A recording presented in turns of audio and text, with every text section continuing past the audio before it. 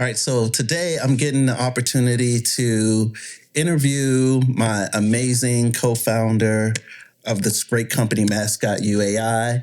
I'm gonna let her introduce herself. Hey, I'm Marcella Hall, co-founder and CEO of MascotYouAI. Where are you from? Yeah, I live right now in Colorado, in the Denver, Boulder area. I grew up in the Midwest, in Michigan, though, and then spent some time on the East Coast in Maryland before winding up in Colorado during the pandemic. Okay, so tell me about, when did you fall in love with mental health? Yeah, I love that question. I think for me, it was, some people have their own personal story, and then there's also stories of others who are maybe a family or friend or partner or spouse of someone who's suffering. And so that was my situation, where it wasn't, me personally who was suffering, but someone else who was suffering. And I observed them suffering over a really extended period of time. And I saw them suffering from depression and anxiety, and it had a really profound impact on themselves and on others. And I think that is, as I started to understand more about that, I did a lot of reading and research to try to just better understand depression, because I wasn't personally suffering. And so I wanted to really understand how it might impact someone. And through that, I think that's how I really fell in love with mental health. And I just realized that it's sort of underneath everything that people are experiencing in their lives. And it can have such a huge and tremendous impact on an individual. Yeah, I mean, it's hard, watching someone, suffer through something and trying to respect their kind of privacy and boundaries. Like, how are you managing your own wellness, trying to juggle someone else's wellness, and how are you doing that now, today, and what works for you? I think for me, I'll speak to and answer to me today, this moment in time. I have found, and I know there is really a strong relationship between mental wellness and physical wellness. And I have found that to be super helpful for me in anything I can do to support my physical health and physical wellness has a really strong mental wellness benefit too. So I work out and ride a bike. I like to lift weights. And I try to do that or go for a walk even. And to whatever extent I can do that as many times in a week, yeah, it has a physical health benefit. But to me, the reason I do it is probably more for my mental health than for my physical health, because it really does.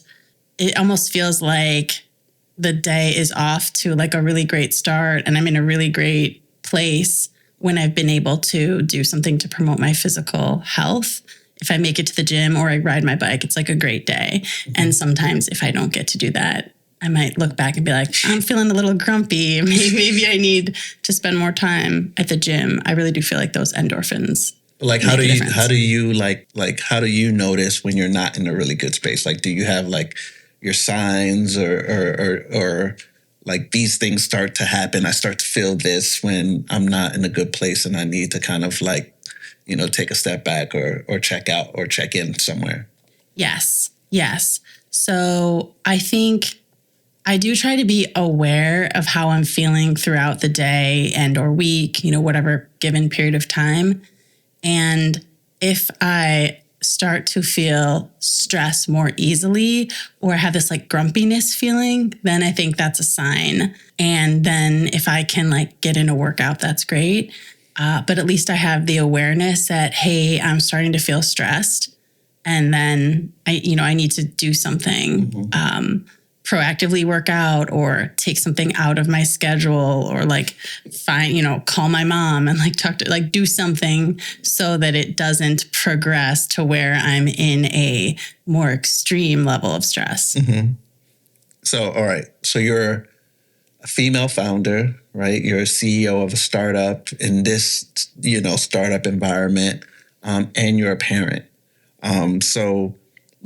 How do these different, roles or personalities work together or separately, right? Like, what's the dynamics of managing these different like identities, and how are you kind of like carrying those loads? Yeah, that's a great question.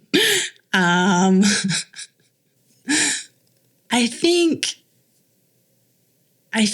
that the identities kind of like merge together, right? Like I have my intersectional identity, if you will, of like all of my identities in me in one. And I think that I try to sort of do my best for the startup and do my best as a parent to my children. So it's really like just a thing that I'm kind of always navigating of like, even how do I spend my time in a day or in a week? What are all of the commitments that we have with MascotYouAI? What are the commitments that my children have? And I just try to navigate it as best as I can. And sometimes there are times where it's challenging. Ultimately, I in a way, I think that each kind of makes you better, that being a parent forces you to look at the time that you have and realize, you know, the finite pieces of time that you have, and in a way forces you to prioritize that. So it's kind of an ongoing and like recurring prioritization exercise of like, what's going on with MascotYouAI? What's going on with my kids? If both things are colliding at the same time, am I going to go to the kid thing? Am I going to go to the work thing? If I can't go to the kid thing, who's going to be there, you know, with the kids?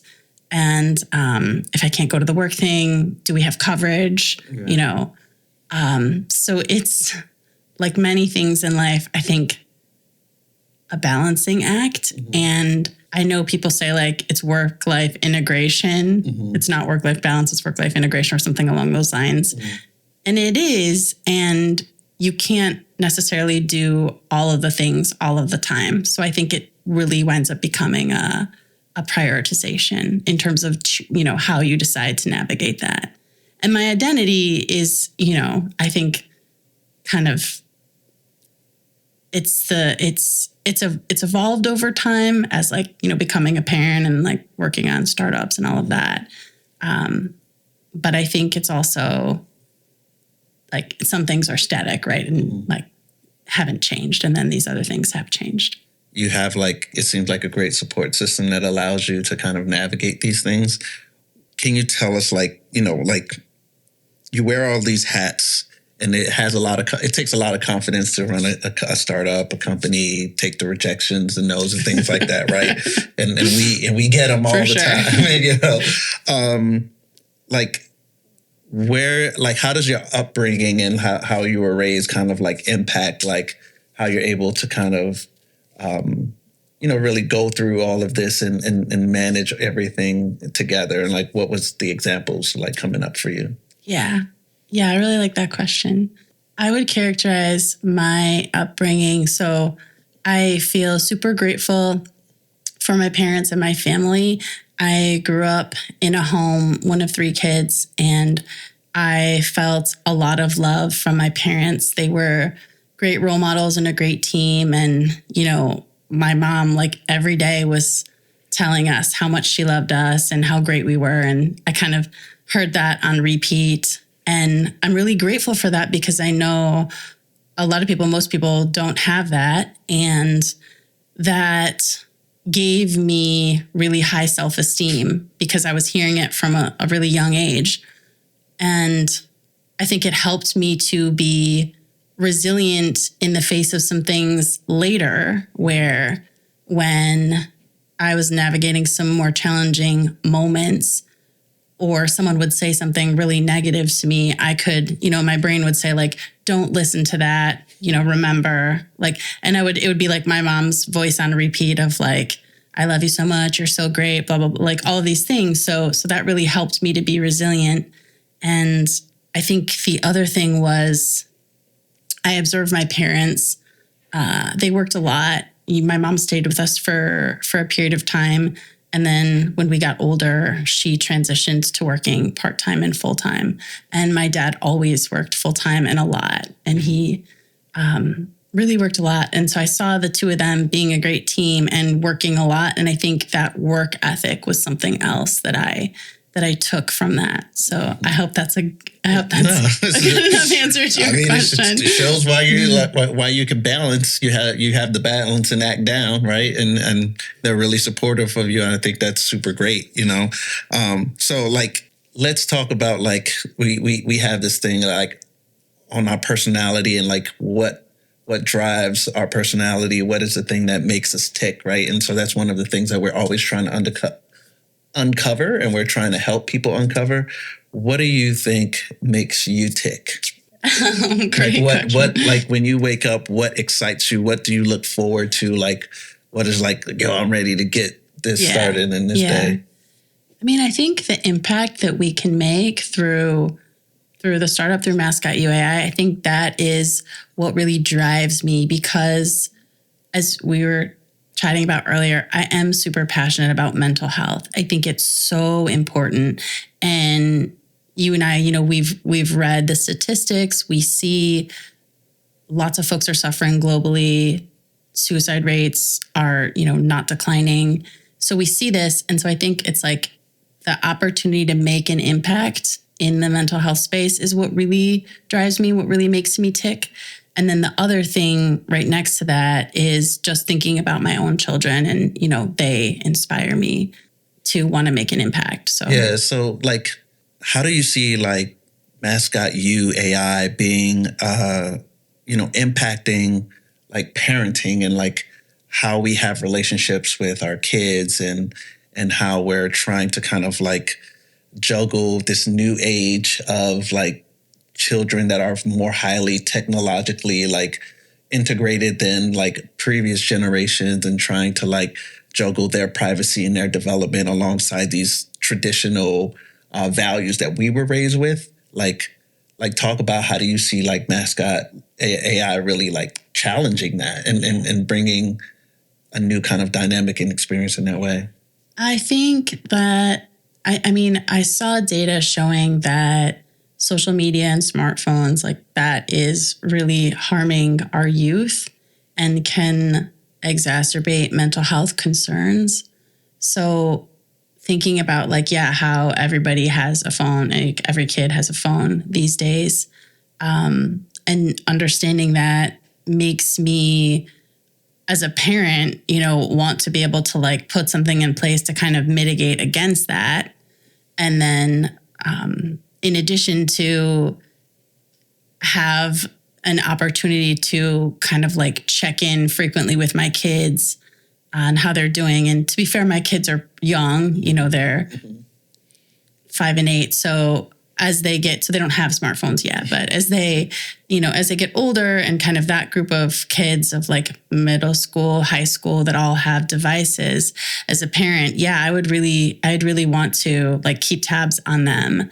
And I would want to receive, an alert or notification on if something's changing with my child that I might not be able to see firsthand. So I think that's really how I think the product can impact kids and their parents as well. And, for me as a parent, that's super important to me. You like music because you like to, bike and run and all of that. So when you're running, what's like your go-to song to get you like pumped up for the run? Like where do you go to in your playlist to get you going? Like it really gets the crowd going, right? Okay, I'm laughing. I do have a playlist I had like a 5K playlist for when I did a few 5Ks in the past. I haven't done one recently. And it's the same playlist for like when I'm on my bike. Mm-hmm. Can I really say whatever I want in this answer? I mean, it's like a mixture. So it's not one song, right? Okay. But it's a mixture of songs. And give me a couple of the mix. Okay, and it could be the radio edit version of these. So don't think that I'm like condoning profanity or whatever. Because from this past week, it's Ludacris, Move B. Get out the way. Get out the way. Did you just That's on there. That's on there. Yeah, that's on there. Oh, man. Big Sean, I don't F with you is on there. Oh, that's how you feeling this week? I mean, just to like get me like, all right, right? You asked. And then there's that's also what gets you going this week. Okay. But then there's also like other stuff. There's like Blink 182 and like Taylor Swift and like so it's like, you know, lots of stuff is in Taylor that playlist. Swift gets you going when you're running. That's where you go. You need to get it going is the Taylor Swift. All right. I mean, it's all of those things, right? So it starts with the hip hop and rap, and then it transitions. Then it transitions to Blink, and then we get to the tail end. Yeah, it might be some Beyonce in there. Maybe like Despacito as well, like, you know, at the very end. So Beyonce, Taylor Swift is at the cool down of the run. When you're walking it out, you need to get back. Okay, all right, I got you. Yes. But Big Sean, Ludacris at the beginning.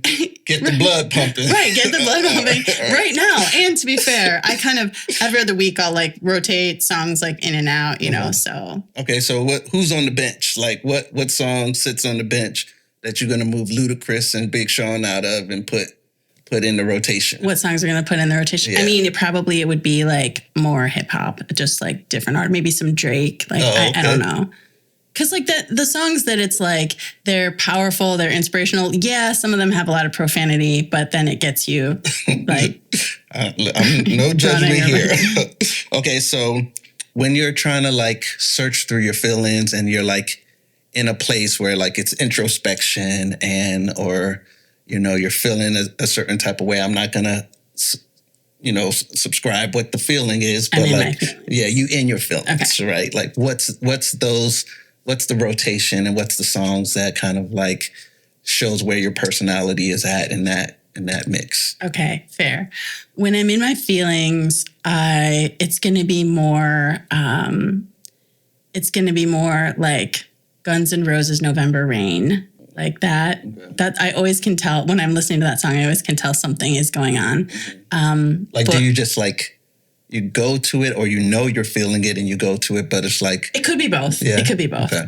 So, but that song, probably Bush Glycerine. I don't know if you know that song. Okay, I'll play it for you later. But it's because it's just like a different vibe. Mm-hmm. I really like that song, Past Lives. Past Lives by, I'll like butcher the name. Mm-hmm. But we were talking about it on a call one time, like Brandon Peterkin and I were talking about that song. Yeah, it's a good song, and if I might listen to it and I might feel different feelings. So I might feel like happiness, I might feel sadness, like at the same time. But it, I think, is a sign that I'm in my feelings. Yeah. So like with the startups stuff, and we're going through like the rejections of being in a startup and talking to investors, right? And, you know, I think that's the place where a lot of that comes out, right? Like, how are you managing the rejection side of like being a startup, going to investors and having them say no, or not right now, or come back later? Mm-hmm. How are you kind of like weathering that part of the storm when it comes to what we're doing? I'm trying to take it in stride. I mean, I know you have like more startup experience than I do. So you've had like a longer period of time to kind of familiarize yourself with that. For me, I try to take it in stride. I think I find inspiration from founders that say, like Clarence will say, like, I got 100 no's, 100 rejections before I got to that one yes. Mm-hmm. But then I got to the yes. So I think I'm just trying to take it in stride and know that, yeah, there will be a lot of no's on the path, but I'm super passionate about what we're working on. So ultimately, I'm here for it. Mm-hmm. And I can, use kind of the strategies that we talked about earlier to manage my mental wellness and, get physically active, like do all those things that will help me, and just keep moving forward, kind of take it in stride and keep moving forward, knowing that, if we keep pushing, then we will get to the yes. And that's really the place where I want us to be. And also thinking through like about the successes that we have had. So like the, angel investors that we have had, that is really awesome. And that's kind of continues to like push things forward. So even if like a VC is saying, yeah, you're too early. Okay, great. If it's a no now, that's great. We'll just kind of put them on our list to come back to in 6 months or whatever amount of time down the road. And maybe, who knows, maybe the story will be different then. Yeah. So, and we've been having a lot of success, say with, directly with students and working with campuses and other schools who are super excited and really enjoy the uniqueness of what we're bringing to the market in the industry. How are you kind of managing like those highs, right? When like we're getting the yeses from the people that like really matter, which are the customers and the people who are using it, like the students and the institutions who we really want to kind of focus our efforts on. How does that make you feel in relation? Because I've been noticing like more of a change with you lately than prior to when we started, of like you kind of like are brushing things off a little more, and then like you're like, I don't really have time to think about that. I'm trying to focus on this thing. So how did you make that transition? Well, I think a couple of things. I think it is helpful to celebrate the wins. Like we should, people should celebrate the wins, because that's a moment, when a customer says, yes, we want to do this pilot with you. I think that's a great moment and we should celebrate it. And we should celebrate the progress of like having these conversations and in-person meetings and all of that. I think it's good to celebrate that. And at the same time, so it's like celebrate the wins and at the same time kind of keep moving forward and pushing forward so that you can get to whatever is like the end goal for that quarter or year. So kind of thinking of like, this is great. And we have XYZ as our goal between now and the end of the year. So kind of let's keep moving forward and trying to have additional conversations so we can get to that end goal. Yeah. So I think what was interesting is when we first met, like you had this like energy, like a ball of energy. Like you were like this person that was go, talk to everybody. And that's one of like, I think one of your like greatest skills is like you, like when I think it's the running thing, when you're amped, you're like, I'm on it, I'm going to get it done. Right. Like, and I think that's like a great aspect. So where do you think that comes from, and where did you get that kind of like experience and courage to kind of be like, I'm just going to talk to whoever and everybody. I'm going to go here and talk to that person until I find what I want. I love that question. I think it kind of comes a bit from, my childhood and upbringing. I think it comes a bit from that. Also, when I think about my personality, I do feel like I lean more towards being more extroverted than introverted. Mm-hmm. And so I think that helps me in that if I'm go into a room of people, I usually feel pretty energized by the people around me. And I think that's more of like an extroverted, thing. So I think that's helpful to me, in that I'll go and like, I'll really feel energy from like the people in a room or the conversations and all of that. So I think maybe it's a combination of those two things. And to be fair, I really am passionate about making an impact in this space. And so I think that is always kind of underneath driving me. Yeah, sometimes I have to like pull the leash and be like, hold up, relax. It's and I know it's just like, okay, but if you want me to do it, I'll do it. I love that like energy, like where we're like trying to like really get at it. And I appreciate that, seeing that in you, that you're like I'm gonna run through this wall right now. You come in so I love that. So when you think about kind of like how to build a team, and you're like, I think one great skill you also have is this serendipity. Like you seem to always be at the right place at the right time to meet the right person, and like how we've been successful at building a team, bootstrapping. Mm-hmm. Like talk about that and how you kind of bring that about. There's a couple things. Sometimes I think like something was meant to be. I think that, right? I'm like, oh, we were meant to meet at this point in time. Like, oh, this other thing happened, like that was supposed to happen. Oh, we met this other person who was helping us or just joining the team like that. Sometimes to me, it seems like things are a little bit meant to be. I would say though that I am, saying yes to attending the thing or doing whatever it is that then like puts me in a position to meet the other individuals, like attending FounderCon and meeting you, and then, meeting Kevin Allen and hearing about Access Mode, and then, being at Five Guys and meeting someone who later joined the team, right? I think these things, like I'm there. So one is like, I got there. And then two is kind of not just keeping to myself, but looking around at the surroundings of who's there at the event or what have you. And is there something that we have in common? Mm-hmm. So like, is there something that we have in common in terms of, we both really want to make an impact in the mental health space? Or with the other example of, we're looking for, this specific skill set on our team, and the person that I just bumped into has that specific skill set. Mm-hmm. So it's curiosity. It's like leaning into your curiosity, mm-hmm. and just being able to seize the moment and opportunity that's like right there in front of you. Okay, my last two questions, rapid fire. Okay.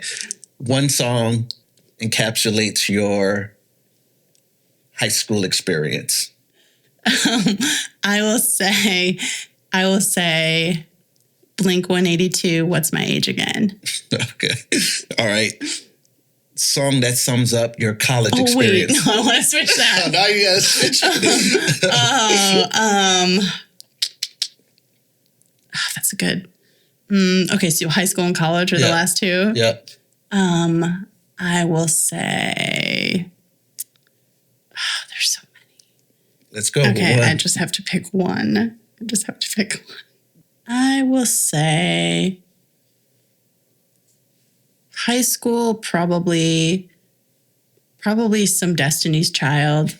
Okay. Probably. I mean, like Destiny's Child, Blink-182, and then like a lot of rap and hip hop are what I was listening to at that time. Mm-hmm. But you want it to summarize my childhood. I got it. How about college? Let's give college. Can I say Blink-182? Which one? What's My Age Again? That's the one you want to go with? That one? I don't know. I mean, I really like that song. All right. I don't know. That's what I'm saying right now. It could change. All right. Got you. It was great, like getting the chance to interview you and have this conversation and, have people get to know you and share some things about yourself and how everything's going so far. And it's great to check in on your mental health and see how you're doing. I know we don't have that conversation a lot, but I'm appreciating you sharing it now, and hopefully everybody finds some use in it as well. Awesome. Thank you.